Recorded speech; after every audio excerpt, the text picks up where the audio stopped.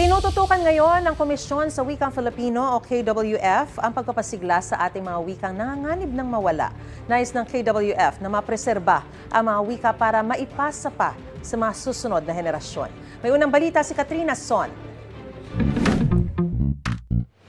Kaluyanin, Arta, Binatak at Malawig. Kabilang ang mga ito sa mga nanganganib na mawalang wika sa Pilipinas. Ipinresinta ito ng Komisyon sa Wikang Filipino para sa araw ng Buwan ng Wikang Pambansa 2025. Marami pong mga nanganganib na wika. Kapag nawala po, isang kultura ang nawawala rin. Kaya ngayong Buwan ng Wika, isa sa binibigyang diin ang pagpapasigla ng mga nanganganib na wika. Paraan daw ito na hindi makalimutan at maipasa pa sa mga susunod na henerasyon. Meron tayong 135 na wika at sinasabi meron tayong 32 naman na nanganganib.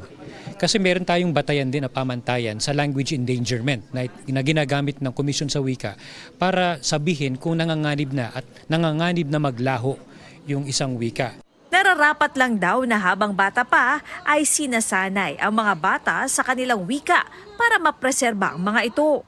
Kaya ang panawagan natin dapat ang ating ginagamit sa pang-araw-araw na talakayan, diskurso, pagpapalitan ng mga kuro-kuro at opinyon, kahit sa media, dapat natin pinalalawig ang paggamit ng wikang Filipino at mga katutubong wika sa Pilipinas.